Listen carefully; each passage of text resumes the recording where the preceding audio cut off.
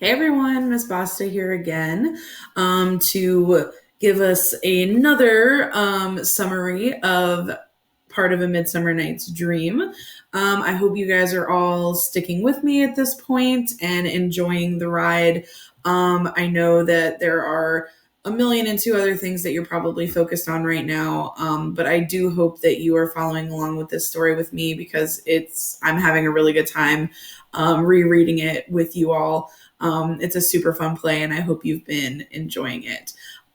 Before I jump in to summarizing Act 3, which is what you guys should have read for this week, that I would like to just kind of give a couple of quick updates. Please remember that this is getting posted as of Tuesday, April 21st. Please remember that this Friday, April 24th by 4 p.m. is when any and all recovery work is due for any of my theater classes, for any classes, for any recovery work that you are doing is due to any and all of your teachers by this Friday at 4 p.m. This is a county mandated deadline. This is not from teacher to teacher. This is not just Highland Springs. This is the county needs us to have all of this stuff in so that we can finalize grades for you guys for the year. So please, you guys, this is a super easy opportunity to redo work without any penalties, bring up your grades, and really, really improve not only your Q3 grade, but your overall final grade for the course by improving your Q3 grade. There's really no excuse with being home not to do this work. So if you are someone that is working on the recovery work, just please make sure that you are getting it to me by this Friday at 4 p.m. Okay. I will not be able to accept any work at all after that time. And that goes for all of your classes too, all of your core classes, any other classes that you take. If you are doing recovery work for any and all classes, it is due by this Friday, April 24th at 4 p.m. Okay. I know I sound like a broken record, but trust me, you need to adhere to that deadline. Okay. Also, please remember that this week and next week, as we are wrapping up Midsummer, that is going to be it for the enrichment portion of our virtual learning experiences. As of Wednesday, May 6th, and every Wednesday for the rest of the school year through early June, you will begin to receive new learning opportunities from me and from all of your teachers to cover any material that we didn't get to cover for the last part of the school year. So these are going to be required assignments. More information on what exactly we will be doing later.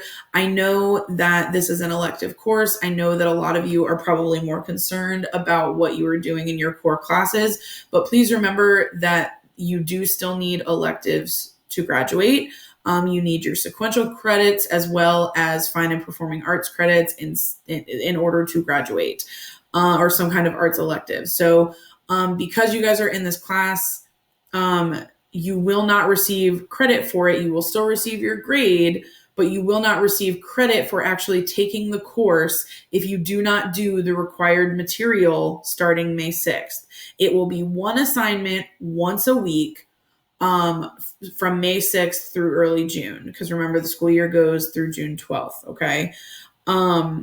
These are going to be required assignments, but by saying that, I do also want to clarify that I know, because a lot of you, I would like your focuses to be on your core classes, making sure that you are keeping up with those lessons. So I will be making sure that anything and everything that we do for our theater classes is going to be fun activities that will hopefully take your mind off of everything else and kind of let you escape. That's what I've been trying to do by reading A Midsummer Night's Dream with you guys, and also with the new learning material.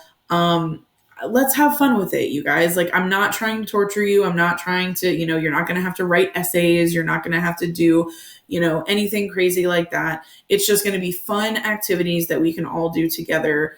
And so that you guys can receive the credit for taking your courses. So more information on that to come. Just know that this week and next week are still the enrichment periods. But starting May 6th, every Wednesday from then, you'll be receiving new material from me. Okay, so that being said, you guys should have read Act 3 last week. So let's talk about it a little bit. So you already have 2 or 3 videos from me now discussing the beginning of the play, Acts 1 and 2. So I'm not going to go back and repeat anything from there. The only thing that I will repeat, just to keep everybody up to date, are the reminders about the 4 storylines that we are following. So remember, we have Theseus, the human king of Athens, and Hippolyta, his bride-to-be, who are about to get married. We're following their storyline, which is the smallest storyline within the show. We are following the storyline of the 4 lovers. So Hermia and Lysander, who are in love. And remember, Hermia's father has betrothed her to Demetrius, but Hermia is in love with Lysander and wants to marry him. So Demetrius is the man that she is supposed to marry. And then Helena is her best friend who had a previous relationship with Demetrius, is in love with Demetrius, and wants to be with him. So we have those 4 lovers, all human still. And then we have the Rude Mechanicals that are kind of our, country bumpkin folks within the show. The lowest class of people. They are putting together a play in the hopes of being selected as entertainment for Theseus and Hippolyta's nuptial day, their wedding day. So they are putting together a play in the woods. So those are are 3 of the 4 storylines, and those are all of our human storylines. We then have the storyline between Oberon and Titania, who are the king and queen of the fairy realm. And then also going within that storyline is Puck, who is the noble servant to Oberon, also a fairy, or like a fairy creature, who is kind of the cause for all of the mischief within the show. He's definitely our catalyst for sure, as a character. So we are focusing on those 4 different storylines and how they all intertwine. So if you can keep those kind of separate in your mind, it helps you follow along with this storyline. Okay, so Act 3 is when all of the craziness ensues. I hope you guys had fun reading it. So Act 3, like the first 2 acts that we've seen so far, is broken down into 2 separate scenes. So starting with Act 3, Scene 1, we are reintroduced to the Rude Mechanicals, and they have entered into the woods to have their rehearsal. And they're trying to decide. They have their show written up. They know kind of what it is that they want to be doing. If you paid close attention, you'll notice that the play we call it a play within a play because that's what they're doing. Playwrights often use this as a fun kind of theatrical device to use within a play. But the actors in the play are then performing a play. So it's kind of a fun, almost Inception thing going on within the show. But if you paid attention, the show that they are wanting to put on is called Pyramus and Thisbe. But it is very, very similar to Romeo and Juliet. So kind of a play on another one of Shakespeare's plays. But it ends up being kind of comical, just kind of with the way that they are portraying it. So they have met in the woods. They're figuring out who's going to play what. Of course, we have Peter Quince, who is kind of the leader of our Rude Mechanicals, our director of the show, who is trying to work with all of these, crazy group of characters to get them to perform. And remember, these would have all been men, so someone has to play Thisbe, who is the woman in the show, or kind of like the Juliet. And so that turns into a fun time to figure out who gets to play that. And of course, Bottom is still our pretentious actor character who is running around still wanting to play everybody. He's making a fool of himself and basically just trying to overrun Peter Quint and do a one-man show because he thinks he's so wonderful.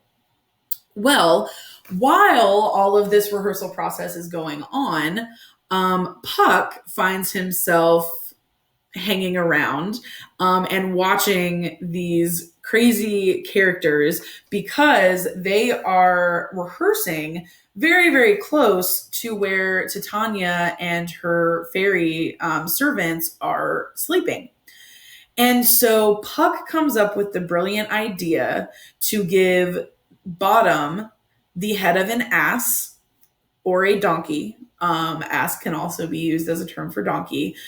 So he fixes the head of an ass onto Bottom, and while Bottom has kind of run into the woods. And so Bottom comes back out in front of all of his merry gentlemen, and everyone freaks out because, of course, he all of a sudden has the head of a donkey. And so all the rest of his friends start going crazy. They start running through the woods, scared. And basically, sorry, somebody's loud truck just drove by my house. But basically, everybody runs away from him. This chaos ensues where all of the characters are running across the screen, and every time someone comes into contact with Bottom, they freak out and they don't know, what to do. So all of this chaos ensues, and so eventually, all of the other rude mechanicals run away. They were scared. They don't know what's going on. And so Bottom is left alone, and he kind of moseys over towards where Titania has been sleeping. Well, Titania then wakes up, and remember, in Act 2, Oberon has fixed the drops from the flower over Titania's eyes. And do we remember what the drops from the flower are going to do? The whole point is that she is supposed to fall in love with whatever she sees when she first wakes up. Well, what does she happen to see? But Bottom with an ass's head. So then, so she wakes up, falls in love with Bottom. Bottom is like, oh, who is this, beautiful, ethereal being? And Titania immediately falls in love with him, wakes all of her fairy servants, and immediately tells them to start doting on him, and basically just kind of brings him back over into kind of her little nesting area, and is doting over him and having her servants dote over him. And of course, Bottom, being the pretentious actor that he is, completely falls in love with all of this attention and just kind of goes with it. So then we kind of end the scene with Puck returning to Oberon and realizing and telling Oberon this story of how Titania wakes up and quick saw an ass and fell in love with it. So Oberon finds this hysterical. This is exactly what he wanted to happen. That, Titania has woken up and fallen in love with something so ugly. This is exactly the point that he was trying to make.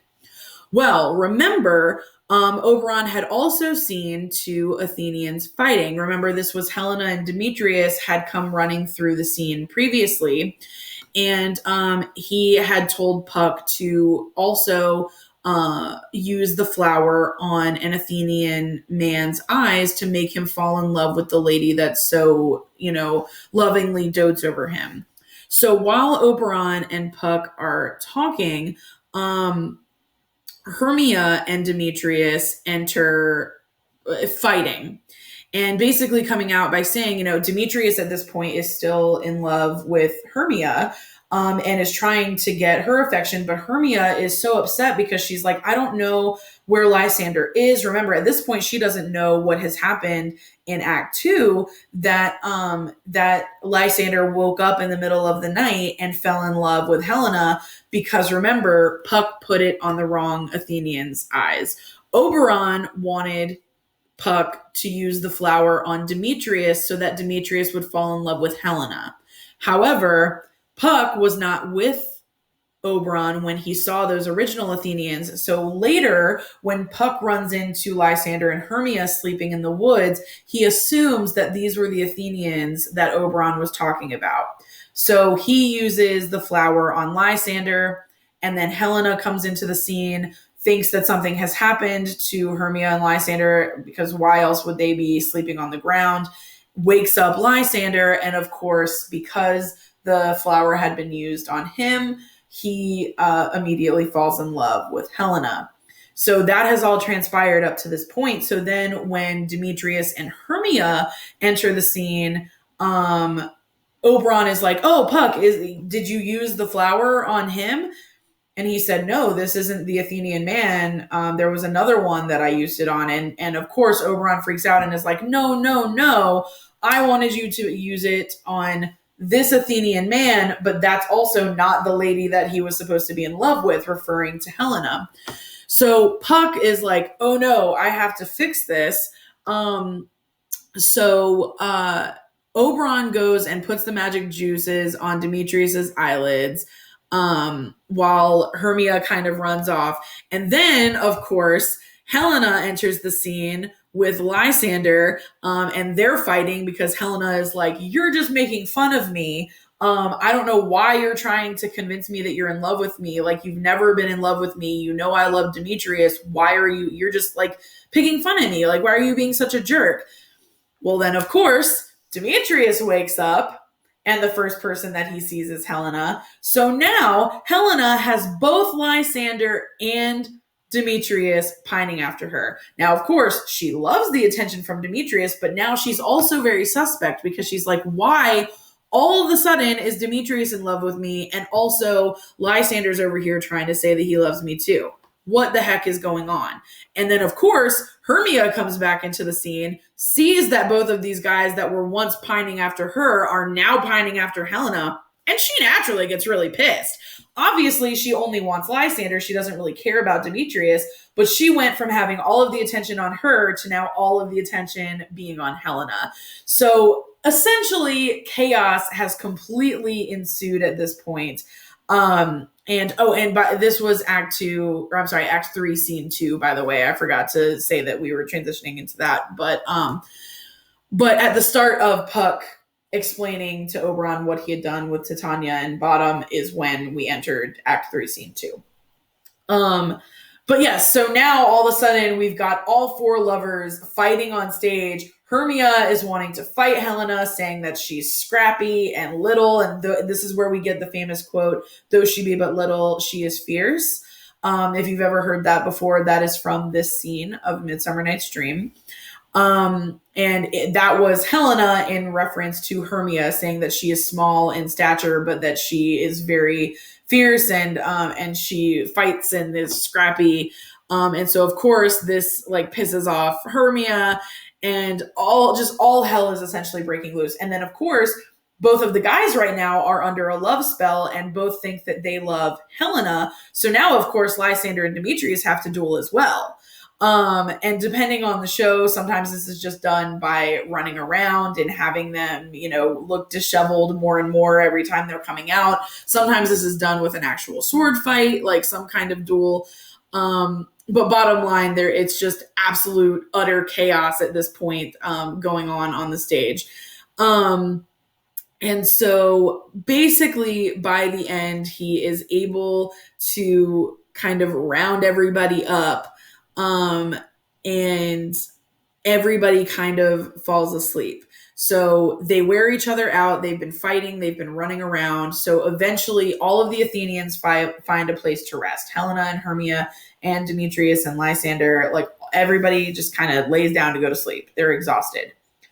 So at this point, Puck gives an antidote to Lysander, so that Lysander will be in love with Hermia again, but does not give an antidote to Demetrius, wanting him to still be in love with Helena. And this is where we leave the end of Act 3, is that all of them are asleep And then Puck is giving his apologies and giving the antidote to Lysander and hoping that when everybody wakes up, everything will be back to normal. So that is Act 3. I hope you guys enjoyed it. That is definitely the climax of the show, when all of the height of all of the craziness definitely happens. But we still have 2 whole acts after that.